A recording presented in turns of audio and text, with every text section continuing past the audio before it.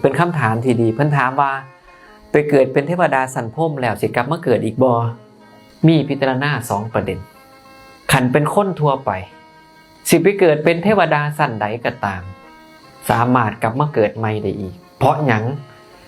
เทวดาเนี่ยเป็นภพที่เอาไว้สำหรับรองรับคนทำความดีเอาไว้เสวยผลของบุญกุศลผู้ใดเฮ็ดบุญกุศลผู้นั้นก็จะได้ไปเกิดเป็นเทวดาแล้วเทวดาเขามีอายุขัยใดคือคนนี่แหละเพียงแค่ว่าอายุขัยเทวดาเขาหลายกว่าคนแห้งจังเทวดาสันแรกสันจตุมหาราชฮู้บ่อายุขัยประมาณเท่าใด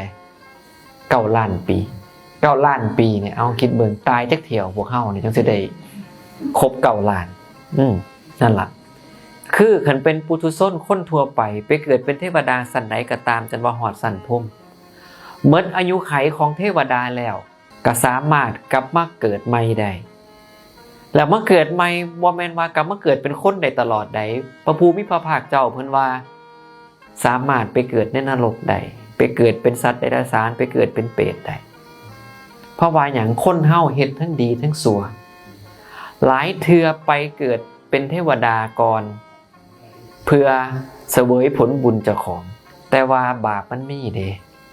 เจ้าเสวยผลบุญเบิดแล้วบาปมันบ่ได้หายไปไสเด้เจ้าก็ต้องไปรับบาปเจ้าคือเก่าในสมัยพุทธกาลจะมีเหตุการณ์ที่พุทธองค์เพิ่นกล่าวถึงบุพกรรมของเศรษฐีผู้หนึ่งได้เกิดเป็นทั้งเทวดาได้ไปเกิดทั้งเป็นสัตว์นรกไปเกิดเป็นเทวดาเพราะเพิ่นมอบหมายให้คนสั่งให้คนเอาอาหารไปถวายพระปัจเจกพุทธเจ้า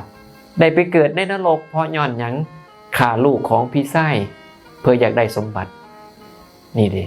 เนี่ยแบ่งกันนะไปเกิดเป็นเทวดาแล้วเสวยผลบุญแล้วเจ้าก็ไปเกิดในนรกเสวยผลบาปย้อนเจ้าฆ่าลูกของพี่ชายเห็นบ่บาปกับบุญมันบ่ได้หายไปไสเพียงแค่ว่าจะสิไปรับบุญหรือบาปก่อนแค่นั้นเองนี่คือเรื่องของปุถุชนเด้อ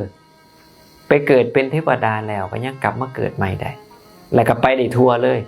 พุทธองค์เพิ่นว่าเทวดาเนี่ยตายจากความเป็นเทวดาและโอกาสกลับมาเกิดเป็นเทวดาอีกเพิ่นว่าโอกาสมันน้อยหรือเทวดาตายจากความเป็นเทวดาแล้วมาเกิดเป็นมนุษย์อีกเพิ่นว่ามันน้อยแบบใดน้อยชนิดที่ว่ามันคำนวณเป็นตัวเลขบ่ได้เพียงแค่พุทธองค์เพิ่นยกอุปมาว่าพุทธองค์เพิ่นก็เอานิ้วขึ้นมาเคลียร์ดินขึ้นมาเพิ่นก็ถามภาษาวกว่าเนี่ยดินที่อยู่ปลายเล็บเพิ่นกับแผ่นดินทั้งเบิดโลกนี่อันใดหลายนะภาษาวกเพิ่นก็บอกว่าดินทั้งเบิดโลกนี่หลาย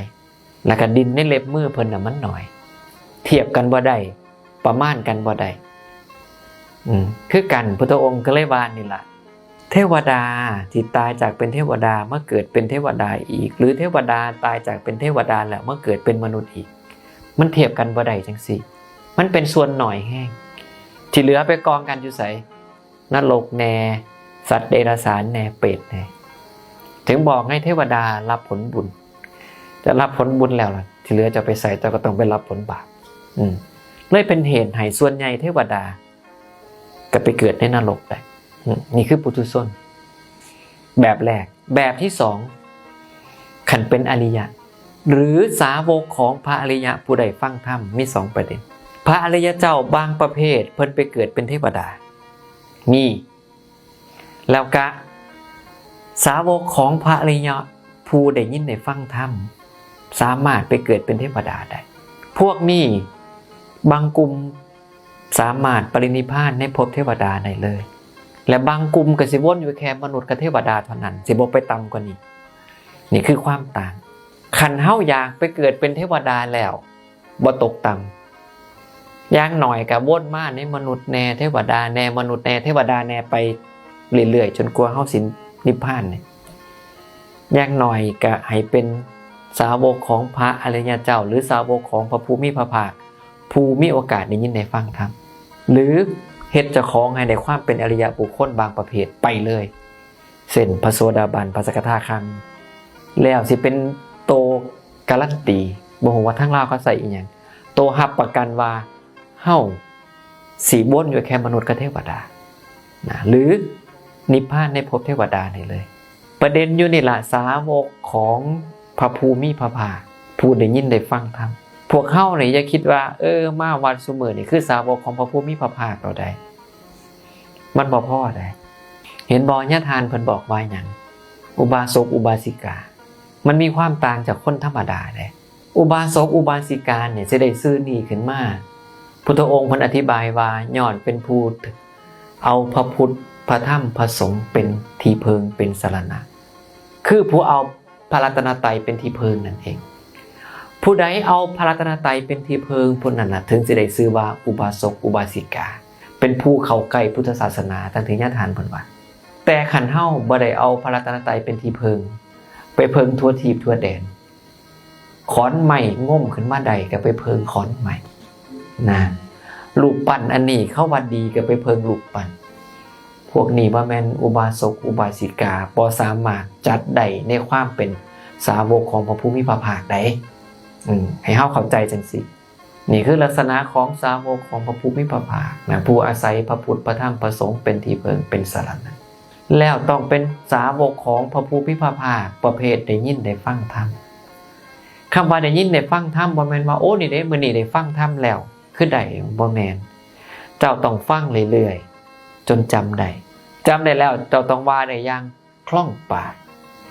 จำได้จนกระทั่งขึ้นใจแล้วเอาไปทำความเข้าใจในธรรมะนั้นให้มันได้ง่ายบ่มันบ่ง่ายได้ผู้ได้ยินได้ฟังธรรมนี่ฟังเนืองๆคล่องปากขึ้นใจแทงตลอดด้วยดีด้วยความเห็นในธรรมะของพระภูมิพระภาคบ่ง่ายใดถึงมันสิบ่ง่ายแต่ก็บ่เกินความสามารถเฮาดอกคันเฮาเฮ็ดได้สามารถไปเกิดเป็นเทวดาและนิพพานในภพเทวดาได้เลยนะนี่คือคำตอบถามสั้นๆแต่ตอบยาวเนาะ